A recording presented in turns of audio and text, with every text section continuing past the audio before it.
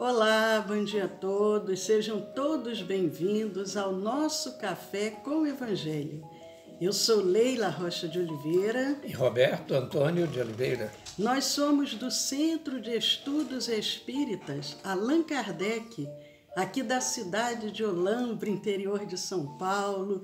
Hoje é dia 21 de setembro de 2020. Véspera da primavera. Segunda-feira, véspera de começarmos... Mais uma primavera. Mais uma primavera, mais uma estação do ano. E que essa estação venha abençoada, venha repleta de flores, mas não somente as flores na natureza, mas as flores nos nossos lares, nos nossos corações, que esses perfumes possam nos envolver e nos fortalecer. Mas só para áreas de mudança, Leila. É. Nós temos os desfolhamentos, né, daquelas folhas velhas, e nós sabemos também que a primavera, ela propicia uma regular mudança do tempo. Nós estamos já com uma mudança leve aqui em Olambra, aí quem nos ouve, né, não sei como é que está, mas por aqui já sopra áreas diferentes, está mais ameno, né? Deu uma garoa, aqui é São Paulo é garoa, né? Lá em Minas era chuvisco. Você vai para a cidade de Campos, chuvisco é doce, é complicado, né? É verdade. Então, e a umidade também está muito boa hoje, né? Estava muito seca, graças a Deus. Mas aí... mandando um abraço, Cidália, Sueli, Daniele, todos os que estão aqui conosco, os amigos dos Dois Planos, Rita Maria, Janete, Maria Dolores, Leondina. Muito bom estarmos juntos, começando a semana, Mara Fernandes, o Geraldo. Vamos iniciar, Geraldo, porque o nosso convidado já está até ficando ansioso. Afinal de contas, nós não começamos ainda a falar sobre ele. Bom dia, Arnaldo. Mas não é ansiedade, ele é que ele me disse que tem muitos compromissos hoje na sua pauta. É verdade, os grandes trabalhadores que vêm trabalhar em nome do Cristo, os grandes missionários, eles trabalham muito. Estou ansioso, Leila. Quem será ele? Você disse que era o homem voador, como é que é? Não, eu não falei nada. Nesse momento, não falei absolutamente nada, não dei nenhuma pista, nem disse de que país, nacionalidade ele é. Mas hoje você falou que ele era o homem voador. Sim, para os que nos assistiram lá no Evangelho no Lar, você tem razão. O que você disse que era o quê? Qual era o nome? O médium voador. O médium voador. Por que será, Leila? Voador. Mas eu acredito que muitos já ouviram falar, mas é sempre bom a gente dignificar esses nomes, até porque às vezes muitos desses trabalhadores do Cristo são incompreendidos, são perseguidos, são xingados, são vilipendiados, não são reconhecidos. E a gente trazendo um pouco dessa pessoa que veio com essa missão, é uma forma também da gente ser um pouco grato a tudo que ele passou.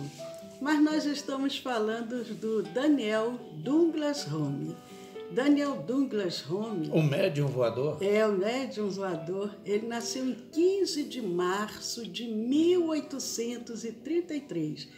Nós percebemos que foi assim uma leva, né? Tudo mais ou menos nesse período. Na década de 30, né? do século XIX. Daqui a pouco vai para 200 anos que ele nasceu. Ele nasceu perto de Edimburgo, na Escócia.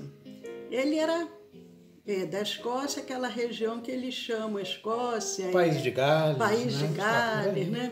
Inglaterra, eles chamam... Ilhas Britânicas.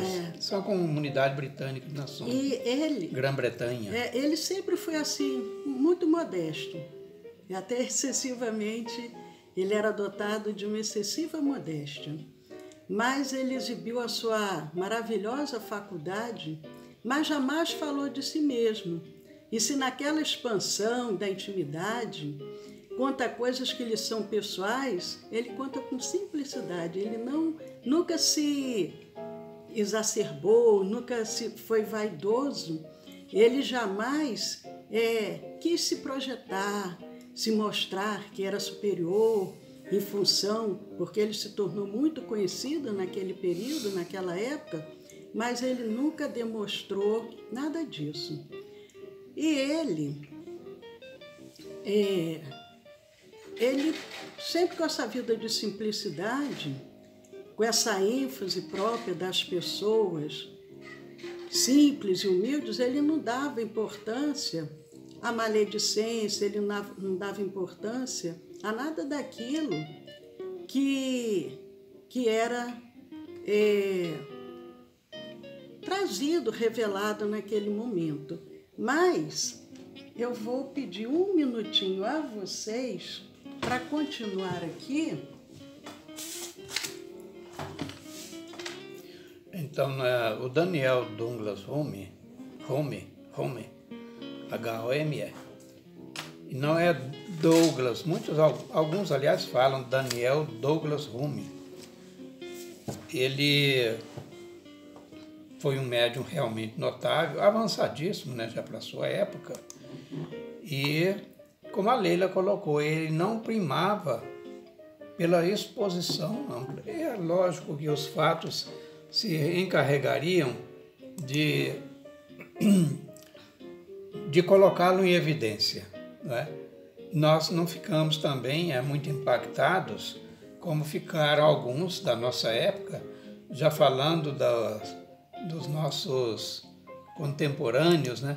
Viram Uri Geller e foi para a imprensa, a grande mídia, a televisão, e fez um sucesso, naturalmente com um cachê generoso.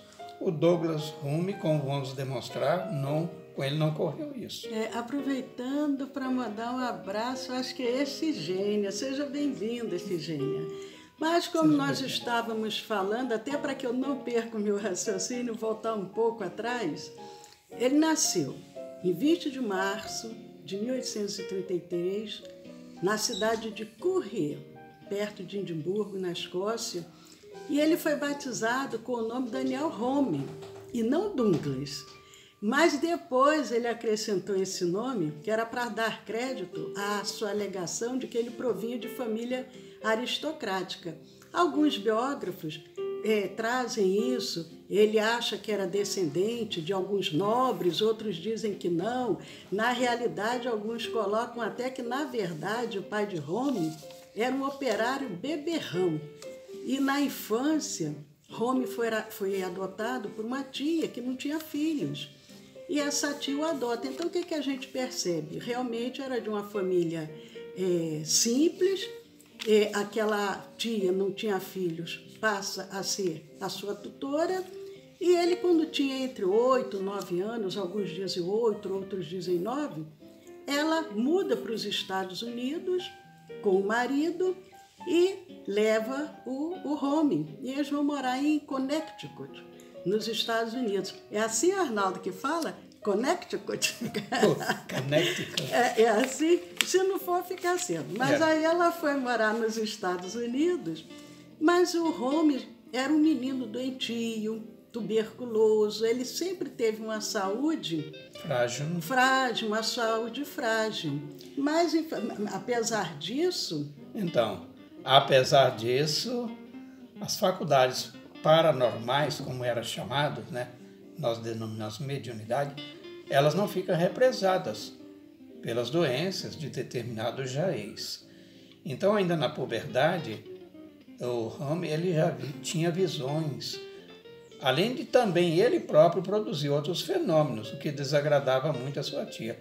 Sabemos que as visões não são produzidas, né? São uma excitação, uma sensibilidade, né?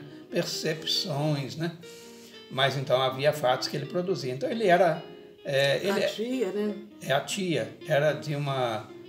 muito religiosa, né? Pegada às tradições, e achava que essas coisas estranhas que o menino era capaz de fazer não passava, adivinha, de obra de Satanás. E realmente ela devia ficar muito impactada, né? Porque fenômenos de efeitos físicos assustam qualquer um, principalmente quem não tem noção do que seria aquilo, né? Principalmente fenômenos bem físicos, né? Mas o que ela faz então, Roberto? Já que ela não ficava assustada com isso. Então ela resolveu pedir a 3 pastores protestantes que juntos rezassem por ele na sua casa, na casa dela, da sua tia. Mas as orações tiveram um efeito inesperado. Será que é o tiro que saiu pela culatra?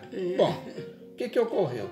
Durante a reza, a faculdade do menino, do adolescente, né, já homem, já prodigiosa, se fortaleceu ainda mais. Ora, o que era forte, que já era bom, melhorou mais ainda. E uma cadeira começou a dançar pela sala, acompanhada pela mesa. Imagine que par, né? A mesa abraça a cadeira e começa a dançar. E provavelmente os pastores devem ter saído correndo. Seria uma cena impagável, certamente. Mas a tia, então, desiludida com a ineficácia da reza, eu não ficaria desiludida, ficaria até só... Mas a reza foi muito boa, muito eficaz, né? Ela, então, resolveu agir por conta própria. Pegou uma Bíblia e colocou a Bíblia sobre a mesa. Olha lá, hein? Gente, a gente fala assim em termos com essa leveza, mas não é para darmos ainda aquele aspecto de deboche. Não. Fenômeno real. Então a gente tem que procurar o quê? A boa lógica diz, procure entender o fenômeno. Kardec fez isso. Mas então, esta última não deixou por menos. Esta última o quê? A tentativa da tia de pôr fim àquilo. Então, aí o que ocorreu? Ocorreu mais agitação. A Bíblia também, então, agitou-se. E isso aborreceu a senhora a ponto de expulsar, veja bem, expulsar um endemoniado sobrinho querido, amado, da sua casa. Ele era jovenzinho ainda. Muito jovem. Bota esse meu sobrinho que eu tanto amo, mas não a ponto de aguentar tudo isso, nem querer entender, bota ele para fora. Resolve o problema, será que é assim? Divaldo Franco comenta sobre o Daniel Douglas Home, dizendo que ele foi um dos mais notáveis médiuns do século XIX. E ele define a trajetória dele, pautada pela mediunidade ostensiva, que o acompanhou desde criança. Porque acontecia fenômenos... Ora sim, que maravilha! Desde que ele era bebezinho. Então, os bebês de hoje estão assim, né, muito avançadinhos também, é verdade. Aos 6 meses de idade, observava-se seu berço balançando sozinho.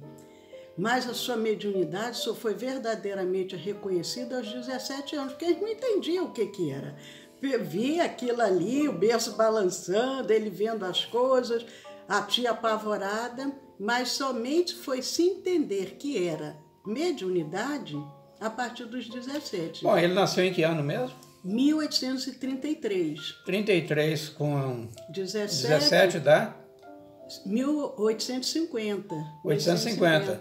Já esses fenômenos, eles aconteciam em todo lugar. E já se ouvia falar em mediunidade. O médium tal que faz isso. Então, as mesas nos salões parisienses, nos cafés, né? Tinha uns fenômenos, né? Mas eles ainda não conseguiam compreender, né? Na realidade, o que era aquilo. E já existia, né? O professor Hippolyte, né?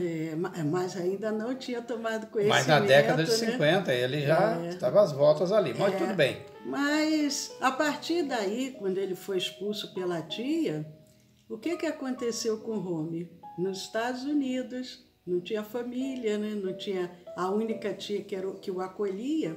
Ele tornou-se um eterno hóspede. Um nômade. Passou a viver à custa da hospitalidade dos outros. Mas ele tinha, assim, uma vantagem, porque ele era elegante, carismático, ele tocava piano, ele recitava, ele conversava com eloquência. Um hóspede agradável, né? Todo mundo queria estar na companhia dele. Né? Então, ele era bem-vindo, ele tinha empatia, era uma personalidade agradável e as suas sessões assombrosas. E agora tinha aí o verdadeiro cristão, médium com Cristo. Ele, na sua carreira... Porque pode-se dizer uma carreira, porque ele estava sempre se apresentando, mostrando aqueles fenômenos, ele nunca cobrou pelas sessões, ele nunca cobrou. Em toda a sua vida, muitas testemunhas afirmavam que sobre ele pairava um carisma especial, ele era carismático. E a presença dele conseguia fazer a sala inteira tremer como um terremoto. Então, olha só, falando já dele como menino, né, o bebê, aliás, o Douglas, né, Douglas Home, bebê, não precisava nem de babá, né? Assim, olha, deixa que o meu dê o seu próprio embalo, né? Mas então, aí, nesse crescendo, né, a sua mediunidade já conhecida, ele, hóspede nômade, chama-se hóspede eterno, né? Então, sob o seu comando, uma mesinha leve, no entorno aí de seus 50 quilos, flutuava no ar. Vocês acham um pouquinho demais, mesa de 50 quilos é uma mesa bem pesadinha, né? Pois é, mas coisas melhores virão. Então, ele era capaz de levitar. Oba, melhorou mais, não falei que ia melhorar? Ainda é pouco, vem mais. Alongava o próprio corpo de algumas polegadas. Então ele esfregava carvões em brasa no rosto, sem nenhum dano. Era um prodígio. Então viram-se labaredas coroando-lhe a cabeça. Labaredas de fogo. Na Bíblia fala sobre isso, né, gente? Então fazia espíritos aparecerem em forma integral. Não eram materializações parciais, não. Era de corpo inteiro. Então, ele enfiava às vezes a cabeça dentro da lareira. Isso, da própria lareira em brasa. E não se queimava. Teve um professor, ele foi pesquisado em Harvard, o professor David Wells. Ele foi o primeiro pesquisador a estudar Home, porque, como nós falamos, Home nasceu na Escócia, mas foi para os Estados Unidos. E ele foi o primeiro, então, a estudar o Home. E naquelas sessões de pesquisa, ele obteve resultados espantosos.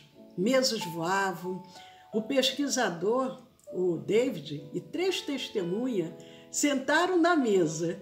O que aconteceu? A mesa continuou a voar com eles e deslizar sobre toda a sala. Nessa época ainda não tinha sido inventado o aeroplano, né? Mas a mesa voadora já existia. Já existia, e com a pessoa em cima, né?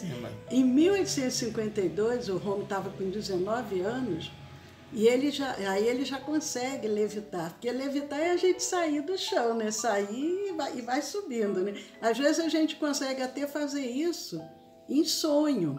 Muitos que estão aqui conosco já devem ter sonhado voando. Eu já tive esse prazer, Leila, mas não é corriqueiro, não. Eu só me lembro disso uma vez, quando eu ainda era criança. Eu via com muita dificuldade, até um pouquinho assustado, né? O espírito voador ainda incipiente. Eu me via preocupado em topar na copa das árvores altas, né? Mas aí foi uma vez só. E aí, o que Mas acontece? aí, quem tentasse, nessas experiências ali, quem tentasse segurar o corpo do Home, quando ele estava levitando, ele levitava também. Então, vê que ele tinha, além dele levitar, ele tinha a força de conseguir suspender quem estava junto com ele, né? Era um prodígio. Ele fazia aparecer mãos e até aparições de corpo inteiro, porque nós sabemos que a doação de ectoplasma, quanto mais perfeito for o corpo, mais doação de ectoplasma precisa do médium. Com muitos detalhes, nós vimos, definições. quando nós falamos da Florence Cook, Sim, e do espírito Kate King, é perfeita, mas é uma doação muito intensa. Mas teve assim uma sessão que ela se tornou célebre, que foi uma sessão que aconteceu já um pouco mais adiante, que a gente vai e volta. Mas essa sessão, ela foi assim, se tornou célebre. O que aconteceu, Roberto? Então, aí ele já com 35 anos, né? Então ele saiu flutuando por uma janela e entrou por outra. Porque o médio voador, gente, por conta disso. Então, o senhor de Lindsay, que era um conde de Crawford, seria mais tarde, né? Ele seria contemplado com um condado. Então ele testemunhou o fenômeno e ele depôs. Eu estava reunido com o Sr. Home, o Lord Adare, e o primo dele, que era o capitão Wayne. E durante a sessão, o referido Sr. Home entrou em transe e nesse estado flutuou e foi levado para fora do apartamento. Era um apartamento, portanto, já era um andar alto. E através da janela da sala contígua à nossa. Então, depois, sempre flutuando, ele voltou para o apartamento, entrando pela nossa janela. Ou melhor, passando, né, pela janela dele. Ele já se achava acomodado no outro apartamento. Então, a distância entre ambas as janelas era de 2,30 m. Não havia nenhum beiral. Isso é interessante esse detalhe porque dá uma autenticidade ao fenômeno. Então, a projeção de cada janela não passava de 30 centímetros e servia de floreira, principalmente para colocar aquelas flores, né? Que ainda hoje se vê muito em determinados sobrados, né? Na Europa de modo geral, imaginamos então herdado dessa época. Então aí o que ocorre? Essa narração é do Lindsay. Ele diz: nós ouvimos a vidraça da sala ao lado subir e logo em seguida vimos Home flutuando no ar do lado de fora da nossa janela. E ele continua dizendo: a lua cheia iluminava a sala. De costas para a luz, eu vi na parede a sombra do peitoril da janela e os pés de Home uns 15 centímetros acima dela. Ele ficou nessa posição por alguns segundos e então suspendeu a vidraça e entrou na sala com os pés na frente, sentando-se em seguida. Isso foi uma das maiores façanhas, né, do médium, mas conta-se também que ele, como eu disse, chegou a colocar em outras ocasiões a cabeça dentro da lareira acesa e nem um fiozinho de cabelo ficou queimado.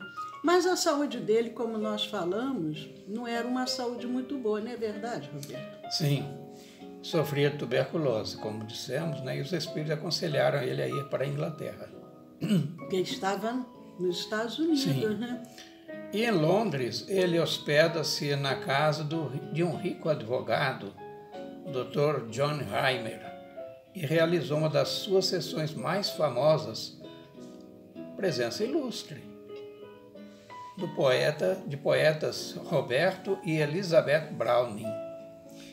Então, ele dos Estados Unidos mudou para a Inglaterra, então mudou o fuso horário, são outras meridianos, e muda o fenômeno? Não, o fenômeno acompanha o seu protagonista. É verdade, mas nós vamos amanhã contar o que aconteceu nessa sessão na casa desse advogado, desse rico advogado, e a repercussão dessa sessão. Deixa eu contar logo tudo hoje. Amanhã eu não vou estar aqui outra vez. Ah, não vai estar? Mas não. Você agora só vive passeando. Que me dera, minha querida. O corpo requer cuidados, né?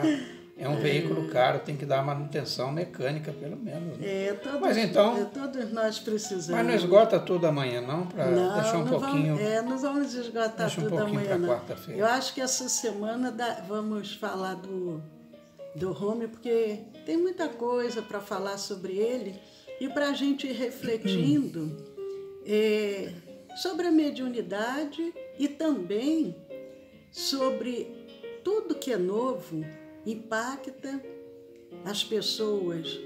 Muitas, ao invés de buscarem as respostas, negam veementemente, agridem, não querem saber o fenômeno, mas querem ser juízes daqueles fatos.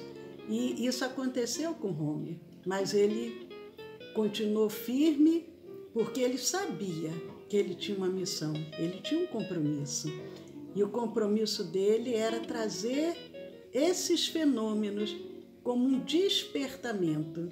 E isso contribuiu muito para a doutrina espírita, que ainda não havia chegado, porque nós sabemos que houve toda uma preparação espiritual que antecedeu o surgimento do espiritismo em todas as áreas do conhecimento. Houve toda uma preparação na área das artes, da literatura, da sociologia, da política, da economia, das ciências, uma preparação, foi uma grande preparação para o surgimento do Espiritismo. Vieram esses predecessores para contribuir também com a terceira revelação. Por isso a nossa gratidão. Hoje é segunda-feira, 20 horas nós temos a nossa preleção da noite, das segundas, sempre às 20 horas. Ao final nós temos o passe magnético, a magnetização das águas. E amanhã vamos dar continuidade ao nosso café com o Evangelho. Vamos continuar com o mesmo convidado, né? Exatamente, ele vai estar aqui conosco amanhã. Só um minutinho aqui para eu não me perder. Amanhã estaremos aqui novamente às 10 horas. Estará você, né? É verdade. Eu também, gente.